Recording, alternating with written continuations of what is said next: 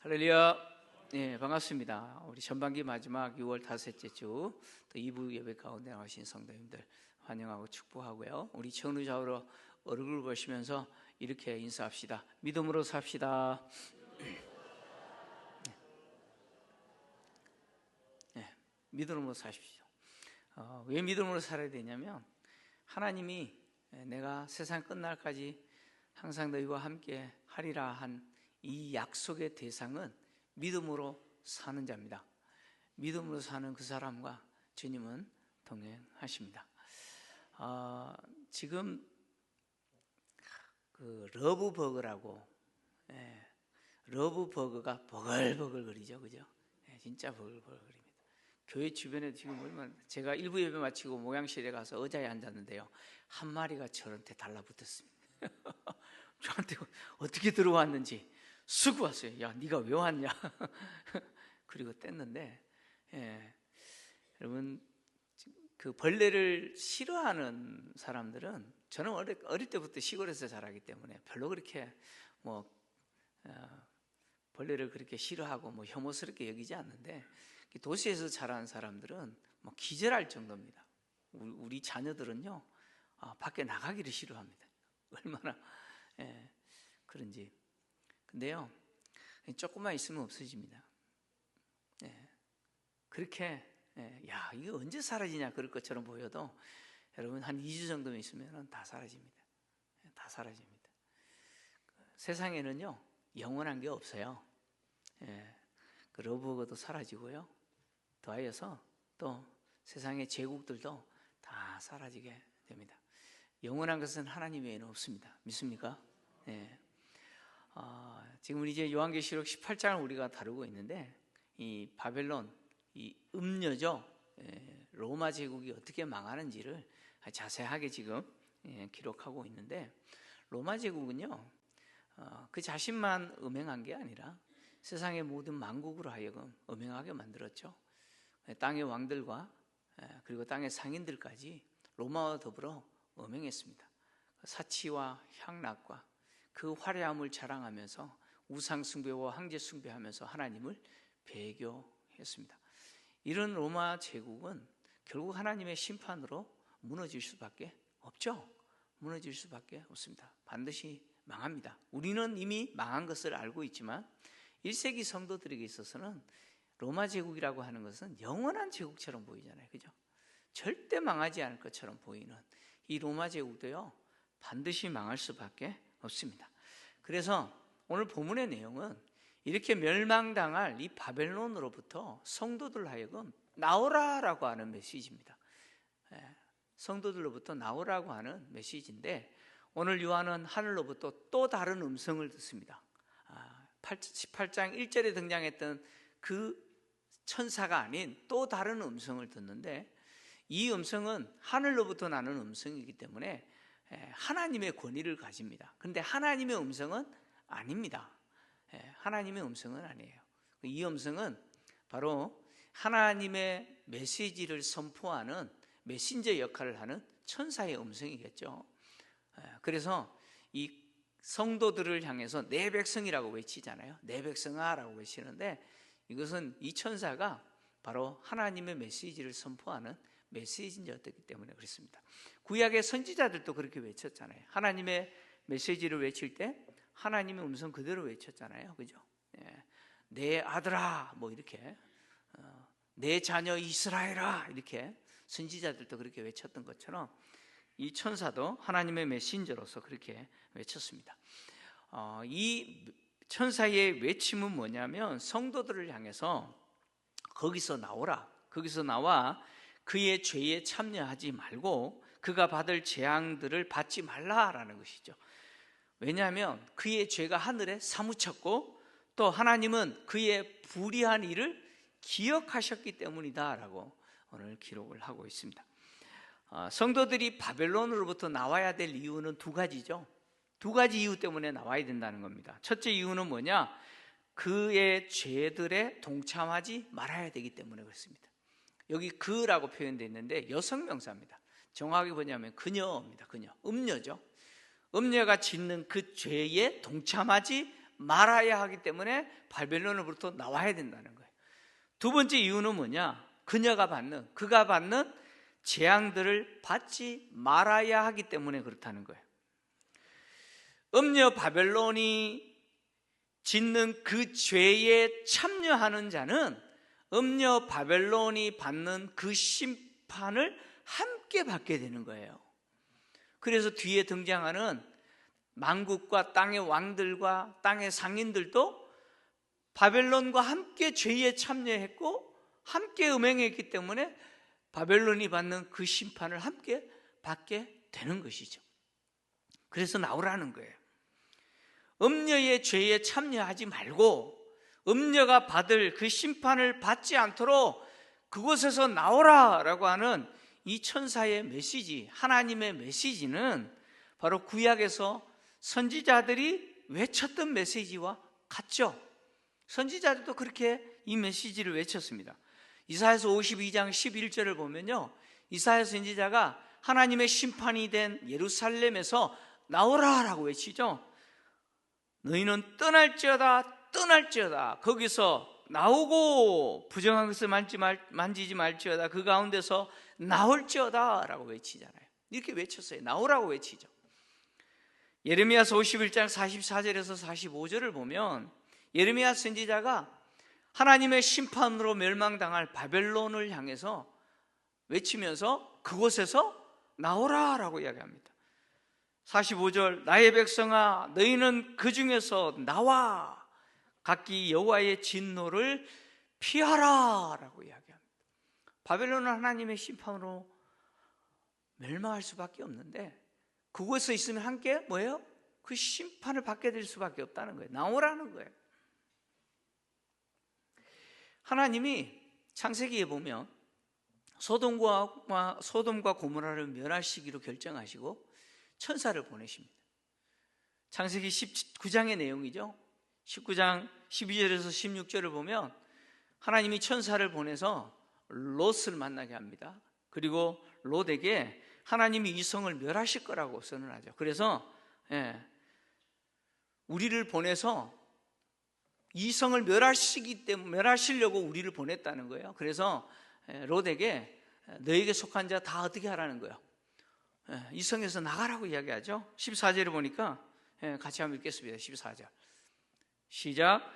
롯이 나가서 그 딸들과 결혼할 사위들에게 말하여 이르기를 여호와께서 이 성을 멸하실 터이니 너희는 일어나 이곳에서 떠나라 하되 그의 사위들은 농담으로 여겼더라.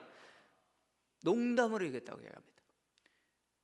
15절 보니까 동떨 때 천사가 롯을 재촉했는데요, 빨리 너희 아내와 두 딸을 이끌어내라 라고 이야기합니다. 근데 롯이 머뭇거려요. 그래서 16절에 아예 천사들이 어떻게 해요? 두 천사가 롯과 그 아내와 딸의 손을 잡고 성 밖으로 끌어내요. 롯의 사위는 하나님이 이 성을 멸하실 거기 때문에 빨리 떠나라라고 하는 이 명령을 뭘로 여겼어요? 농담으로 여겼어요. 농담으로 여겼어요. 하나님의 경고를. 그래서 어떻게 됐습니까? 어떻게 되세요? 그 소돔과 고모라가 멸망당할 때 함께 뭐 어떻게 해요? 그냥 심판 중에 멸망당하는 거예요. 얼마 전에, 며칠 전이죠, 미국이 이란의 핵시설에 벙크버스트라는 거죠. 와, 무서운 폭탄인데 그걸 투하해가지고 폭파시킨 뉴스 들으셨죠? 아마 다 들으셨으리라 생각합니다. 여러분, 전쟁 중에 한 도시에 대해서 폭격하겠다라고 경고가 주어졌고, 그리고 경고가 주어진 그 시간에 진짜 폭격이 일어난다면 이 경고를 들은 사람은 어떻게 해야 돼요? 농담으로 여기면 되죠, 그죠? 농담으로 여기면 죽어요.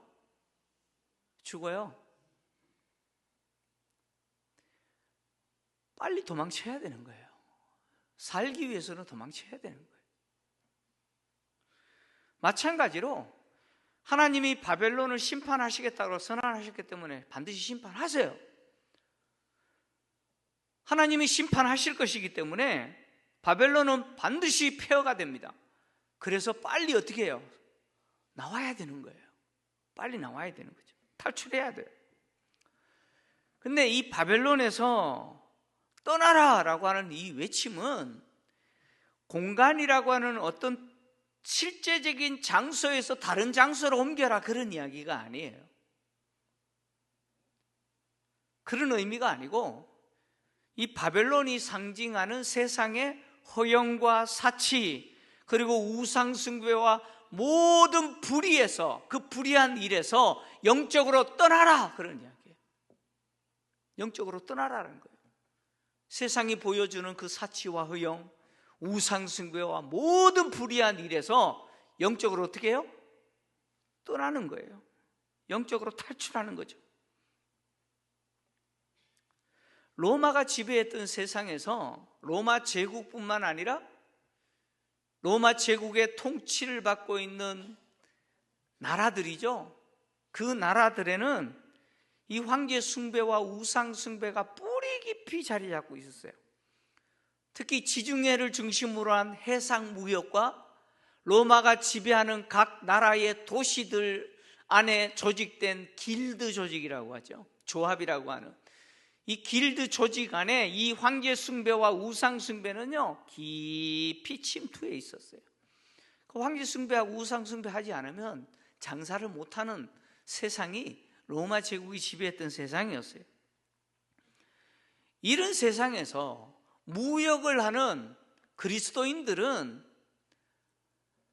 황제 숭배와 우상 숭배를 피하여서 어느 정도로 경제 활동을 해야 될지 아마 깊이 고민했을 거예요. 그죠? 근데 바벨론을 떠나라라는 이 명령은 마치 어느 정도의 명령이냐면, 이렇게 경제 활동을 해야 되는 그리스도인들에게 있어서 아예 뭐예요? 삶 자체를 포기해라 라고 말씀하는 것 같은 그런 명령이죠. 삶을 포기해야 될 정도의 그런 결단이 필요한 명령이잖아요.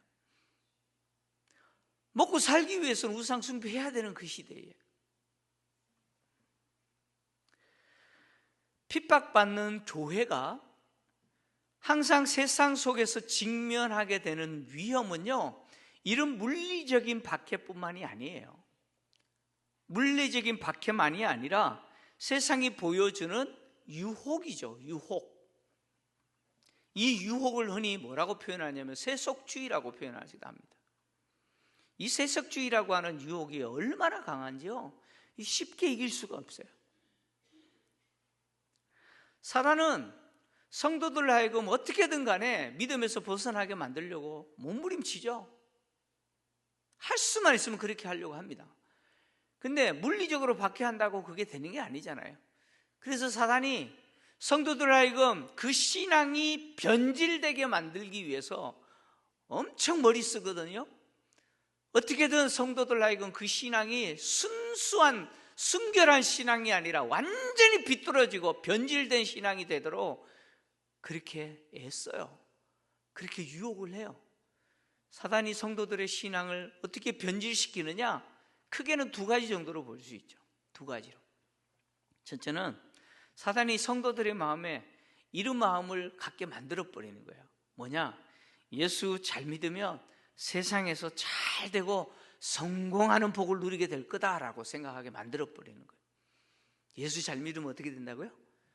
세상에서 잘 되는 거예요. 이거는 뒤집어서 이야기하면 세상에서 잘 안 되는 것은 뭐 때문이라고요? 예수 잘못 믿어서 그렇다, 이런 생각을 갖게 만들어버리는 거예요. 사탄이 그렇게 성도의 신앙을 변질시켜버리는 거예요. 다시 말하면 예수 믿는 목적을 어디에 두는 거예요? 세상적 부귀와 영화에 둬버리는 거예요. 그 다음에 두 번째는 성도들로 하여금 예수를 믿게 하기는 하지만, 예수를 믿기는 하지만 자꾸 어딜 쳐다보게 만들어요? 세상 쳐다보게 만드는 거예요. 세상이 더 좋아 보이게 만드는 거예요. 예수를 믿지 말라고 하지 않아요. 열심히 믿으라 그래요. 근데 뭐가 더 좋아 보여요? 자꾸 세상이 좋아 보이게 만들어버리는 거예요. 이렇게 세상에서 성도들 하여금 뭐예요? 유혹하여서 성도들의 신앙을 변질시켜버리는 거예요. 세상을 떠나지 못하게 만들어버리는 거예요. 세상과 타협하고 살게 만들어버리는 거예요. 이게 사탄이 하는 행위라는 거죠. 그래서 예수님이 당신을 따르겠다라고 했던 자들을 향해서 내 제자가 되기 위해서는 그런 거 조심해라라고 말씀하신 내용이 누가복음에 기록되어 있죠. 누가복음 9장 57절에서 58절 보시면 한번 같이 읽겠습니다. 시작. 길 가실 때에 어떤 사람이 여짜오되 어디로 가시든지 나는 따르리이다. 예수께서 이르시되 여우도 굴이 있고 공중에 새도 집이 있으되 인자는 머리 둘 곳이 없도다 하시고. 아멘. 이 사람은 스스로 예수님을 따르겠다는 거예요. 예수님이 어디를 가시든지 나는 따르겠다는 거예요. 그러면 예수님이 그래 따라라 하든지 아니면 넌 안 돼 하시든지 뭐 그렇게 대답하셔야 되는 거 아니에요? 근데 예수님이 전혀 엉뚱한 대답하셨어요. 자, 무슨 이야기냐면 이 사람이 예수님을 따르려고 했던 이유가 있어요. 그것은 세상적 성공입니다. 세상적 성공이었어요. 이 사람이 볼 때 지금 예수님이 예루살렘으로 올라오고 계세요. 예수님의 명성과 인기를 보니까 이제 예루살렘으로 올라가기만 하면 뭐가 돼요? 아예 대통령이 될 것처럼 보이거든요. 100% 대통령이 될 것처럼 보이거든요. 그래서 어떻게 해요? 줄 서는 거예요. 줄 서는 거예요. 분명히 왕이 될 건데 예수님이 왕이 되면 예수님을 따른 자신에게 한 자리 줘요, 안 줘요? 뭐 몰라도 공기업 사장 자리는 하나 줄 거 아니에요, 그죠?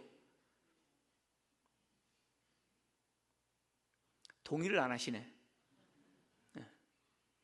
이 사람은 그걸 노리는 거예요. 예수님 따라가면 뭔가 세상적 부귀영화를 얻을 수 있을 것처럼 생각해요. 근데 이 사람을 향해서 예수님 잘 알잖아요. 왜 따르겠다는지.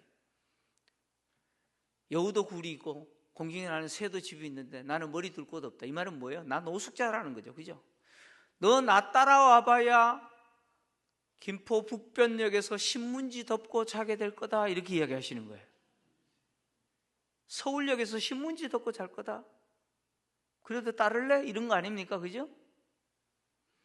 나 따라와야 너 아무것도 없어. 예수를 믿는 목적을 이것으로 생각하는 거예요. 세상적 부귀영화를 얻기 위해서. 예수님 그렇지 않다고 이야기하시는 거죠. 그리고 또 이어서 누가복음 9장 61절에서 62절을 보면 또 다른 사람이 등장하는데요. 또 같이 읽겠습니다. 시작.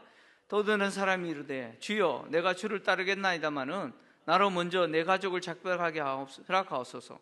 예수께서 이르시되 손에 쟁기를 잡고 뒤를 돌아보는 자는 하나님의 나라에 합당하지 아니하니라 하시니라. 아멘. 이 사람도 본인이 예수님 따르겠대요. 근데 한 가지 조건이 뭐냐? 집에 가서 부모님과 작별하게 해달라. 가족과 작별하게 해달라. 이것은 이제부터 내가 예수님을 따르기 때문에 어머니, 아버님 그리고 우리 형제들 당분간 나 볼 수 없으니까 평안히 잘 계십시오, 빠이빠이 하고 오겠다는 이야기가 아니에요. 이 작별을 하도록 허락해달라는 것은 승인을 받게 해달라는 거예요. 가족들로부터 허락을 받게 해달라는 요청이에요.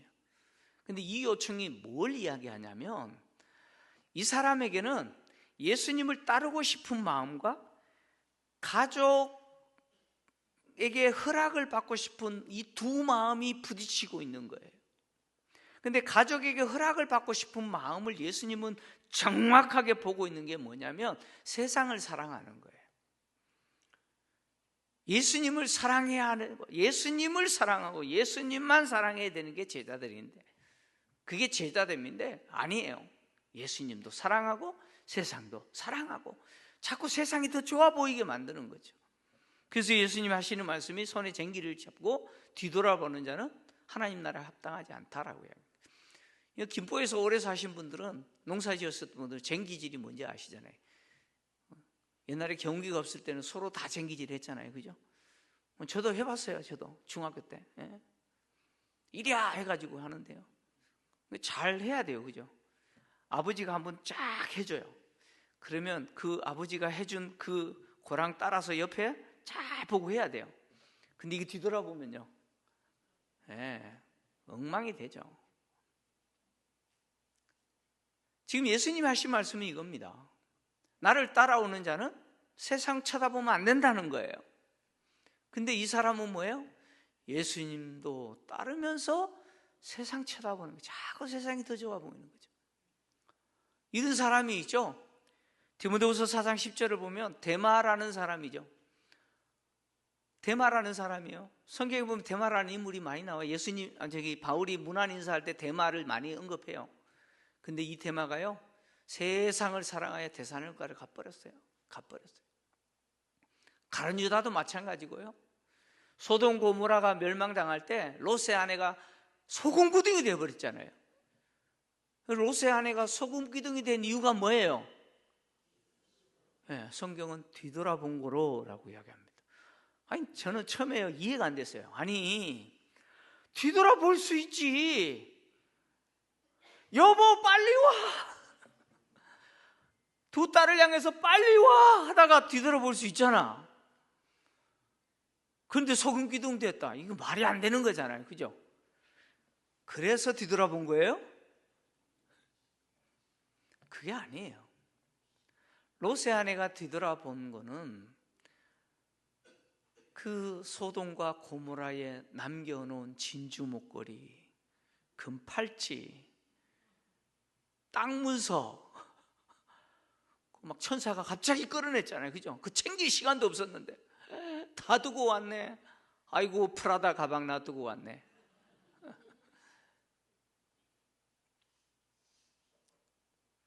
이스라엘 백성들이 애굽에서 나온 이후에 하나님이 약속하신 그 약속의 땅을 보면서 가야 되는데 자꾸 어디 쳐다봐요? 애굽 쳐다보죠. 애굽에서 있을 때 좋았는데, 애굽의 그 고깃가마 옆에서 앉아서 파와 부추와 뭐예요? 그 시컷 먹을 때 좋았는데, 아니 노예 생활하면서 뭘 시컷 먹었겠어요? 자꾸 세상 쳐다보는 거예요. 사탄이 그렇게 하는 거예요. 그래서 성도들 하여금 세상을 떠나지 못하게 만드는 거예요. 이게 세속화죠. 자꾸 세상 속으로 들어가게 만드는 거예요. 근데 오늘 떠나라고 이야기하잖아요. 떠나라. 왜요? 세상이 짓는 그 죄에 참여하지 말고 세상이 받는 그 심판에 함께 받는 자가 되지 말라라고 지금 외치고 있잖아요. 성도들이 떠나야 되는 이유는 뭐냐면, 이 바벨론, 로마 제국이 상징하는 이 바벨론의 죄가요, 어디까지 닿았어요? 하늘까지 닿았어요. 하늘에 사무쳤다라고 이야기하죠. 여기 사무쳤다라고 하는 단어가 헬라어 콜라오라고 하는 단어인데, 이 단어는요 무슨 뜻이냐면 결합하다, 달라붙다, 부착하다, 그런 뜻입니다. 그러니까 로마 제국의 그 집단적인 죄들이 어디에 달라붙어 버렸어요? 하늘에 달라붙었다는 거예요. 그리고 사무쳤다라고 하는 이 동사는요 신적 수동태입니다.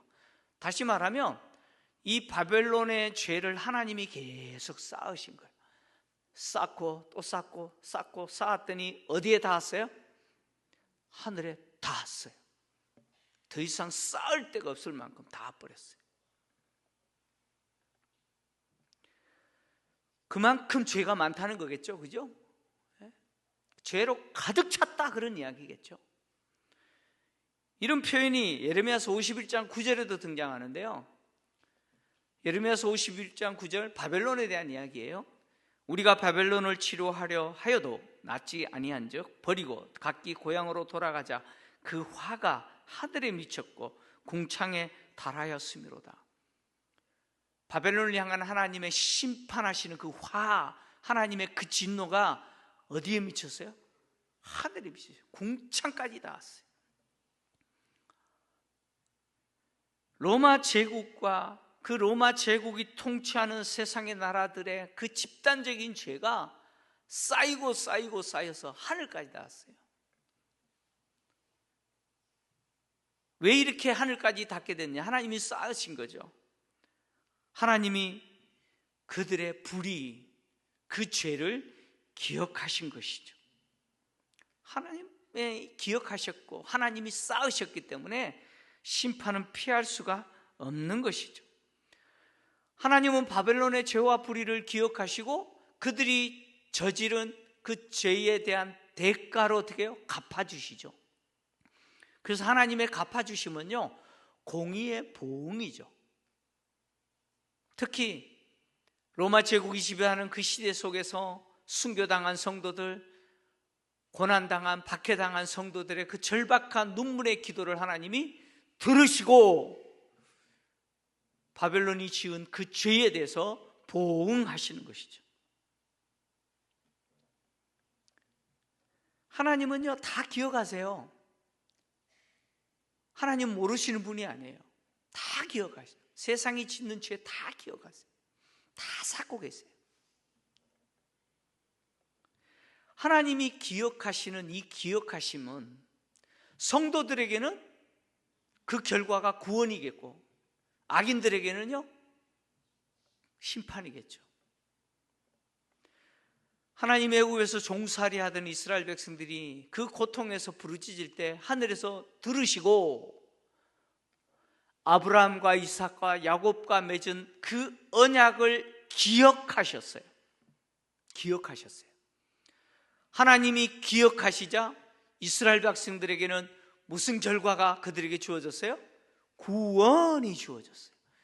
그러나 반대로 애굽에게는 어떤 결과가 주어졌어요? 하나님의 무서운 심판의 결과가 주어졌습니다.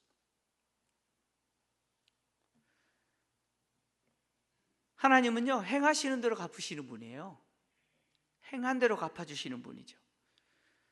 하나님은 바벨론의 그 불의한 일들을 기억하셨기 때문에 그 바벨론이 그 불의한 일, 우상 숭배와 황제 숭배와 불의한 일들로 그들이 사치와 영화를 누린 그것만큼 하나님이 갚아주세요. 갚아주신데 어떻게 갚아주세요? 갑절로 갚아주셔요. 갑절로. 그래서 갑절로 갚아주셔서 뭘 겪게 하십니까?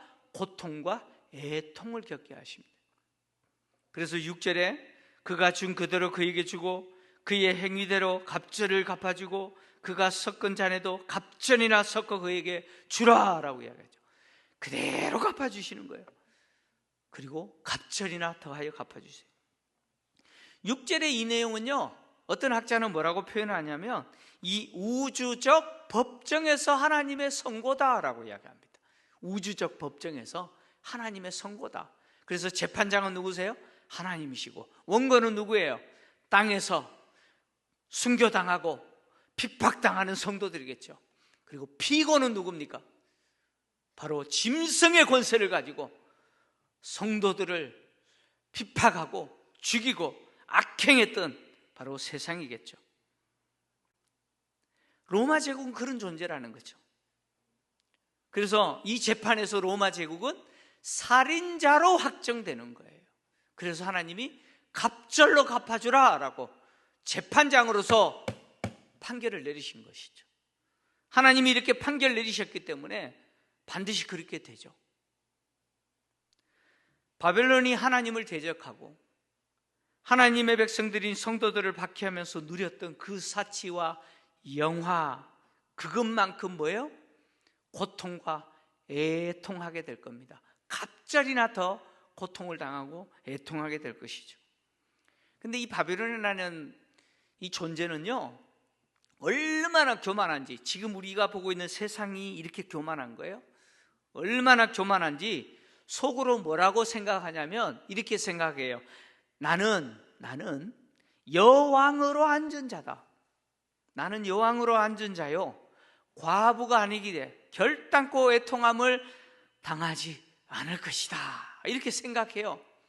이 바벨론의 생각을 하나님 다 아세요. 바벨론이 아무리 자기가 세상의 여왕이다, 나는 세상을 통치하는 영원한 여왕이다, 나는 과부가 아니기 때문에 자녀를 잃어버리는 그런 고통, 애통함 절대 당하지 않을 것이다 라고 생각한다 할지라도 하나님은요, 그런 바벨론을 하루 동안에 망하게 하십니다.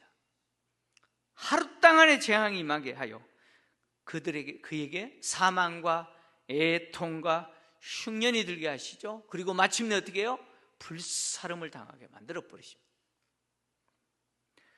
바벨론이 교만하여서 나는 여왕이다, 나는 과부가 아니기에 결단코 애통함을 당하지 않을 것이다 라고 하는 이 속으로 생각하는 이 교만은요, 로마 제국 이전에 있었던 바벨론 제국의 교만과 똑같아요. 이사야서 47장 7절 8절. 바벨론 제국도 그렇게 교만했어요. 같이 읽겠습니다. 시작.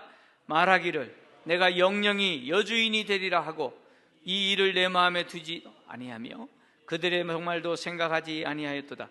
그러므로 사치하고 평안히 지내며 마음에 이르기를 나뿐이라 나 외에 다른 이가 없도다. 나는 과부로 지내지 아니하며 자녀를 잃어버리는 일도 모르리라 하는 자여, 너는 이제 들을지어다. 지금 바벨론이 그렇게 생각하고 있는 거예요. 나는 세상의 여주인이라는 거예요. 나는 세상의 영원한 여주인이라는 거예요. 나는 과부기 아니기 때문에 자녀를 잃어버릴 그 애통 없을 거라고 속으로 그렇게 호언장담하는 바벨론을 향해서 하나님은 심판을 선언하십니다. 로마 제국도 마찬가지죠. 자신은 땅의 여왕이라는 거예요. 그리고 과부로 지내지 않기에 애통함을 결단코 당하지 않을 거라고 했지만, 하나님은 이렇게 교만한 로마를 어떻게 해요? 끝장내버리시는 거예요. 하나님이 끝장내실 때 그 재앙은 하루 동안에 임하는 거예요. 여기 하루 동안에라는 표현이 등장하는데, 이거는 직역하면요 한 날 안에라는 뜻이에요. 한 날 안에 그냥 망해버리는 거예요. 다르게 표현하면 갑자기 망해버리는 거죠. 다니엘서 보면 바벨론의 마지막 왕입니다. 베살살 왕이 등장합니다. 베사살. 그 왕이 귀족 1000명과 함께 잔치를 베풀고 예루살렘 하나님의 성전에서 가져온 그 잔들을 가지고 먹고 마시고 있을 때 갑자기 벽에 손가락이 나타나서 글씨를 써요. 메네메네 데겔 우르바신. 이 모습을 본 베사살이 기절초풍하죠. 근데 뜻을 모르겠어요. 그래서 다니엘이 해석해요. 하나님이 왕을 저울에 달았는데 부족합니다. 무슨 뜻이냐? 하나님이 왕의 나라를 끝내시기로 결정하셨습니다. 다니엘 해석대로요, 그날 저녁에, 그날 밤에 베살살이 암살당합니다. 죽어요. 그리고요 바벨론 제국이 끝나버렸습니다. 페르시아 다리오가 나라를 얻어요. 인류 역사였습니다. 하루아침에 망합니다. 그렇게 영원할 것 같았던 바벨론 제국 한순간에 망했습니다. 찰나의 순간에 끝나버렸어요. 끝나버렸습니다. 로마 제국도 이렇게 될 거라는 거예요. 지금 영원할 것 같은 로마 제국, 절대로 망하지 않을 것 같은 로마 제국이 이렇게 망할 거라는 거예요. 성도의 피와 순교자의 피에 취해서 하나님을 대적하고 하나님 앞에 배교하며 음행하는 이 바벨론 로마 제국, 하나님이 그렇게 한순간에 끝내버리시겠다. 왜요? 하나님은 그러실 수 있는 분이죠. 그래서 오늘 성경이 뭐라고 표현합니까? 하나님은 강하신 자라고 이야기합니다. 하나님은 그렇게 하실 수 있는 힘이 있으신 분이라는 거예요. 하나님은 강하시기 때문에 하나님이 결정하신 뜻을 거꾸로 어떤 존재도 없어요. 그것을 막았을 어떤 존재도 없어요. 하나님이 그렇게 결정하셨기 때문에 그렇게 되는 거예요. 로마에 대한 이 심판의 선언은 1세기 성도들에게는요 큰 위로와 소망이 되죠. 그죠? 비록 1세기 성도들에게는 당장 로마 제국이 무너지지 않을 것처럼 보이고 마치 영원할 것처럼 보일지라도, 여러분 21세기를 살아가는 우리의 눈에 로마 제국은 어때요? 이미 고대 시대에 망한 존재죠. 그죠? 이미 폐허가 됐던 존재입니다. 절대로 망하지 않을 것처럼 보였던 로마 제국, 이미 망해버렸어요. 하나님의 말씀은요, 정확하게 이루어집니다. 오늘날 우리가 살고 있는 이 시대를 보면요, 영원할 것처럼 보여요. 그죠? 세상은 그대로요. 세상은 이렇게 하잖아요. 이대로 그러잖아요. 그죠? 절대 망하지 않을 것처럼 보이는 세상 영원하지 않습니다. 하나님의 재앙은요, 하루 동안에 끝나버리는 거예요. 찰나의 순간에 영원할 것처럼 보이는 세상 끝납니다. 흔적도 없이 사라질 거예요. 하나님이 재앙을 내리시면 순식간에 망하지 않을 것 같은 나라도 망하고요, 그리고 영원할 것 같은 제국도요, 죽음과 애통과 굶주림이 임하고 결국은 불살라지는 거예요. 연기가 자욱하게 올라갈 거예요. 결국 땅에서 살아가는 사람들은 두 종류로 나눠질 수밖에 없습니다. 용과 짐승을 따르면서 우상을 숭배하고 자신의 영광과 자신의 제국을 세우는 사람들, 반대로 하나님의 영광을 추구하고 하나님의 나라를 세우기 위해서 헌신하는 사람, 이 두 종류로 나눠질 겁니다. 세상이 멸망당할 때 세상과 함께 멸망당하지 않도록 그곳에서 나오라 라고 하는 이 외침은 오늘 이 시대를 살아가고 있는 우리에게 주는 메시지죠.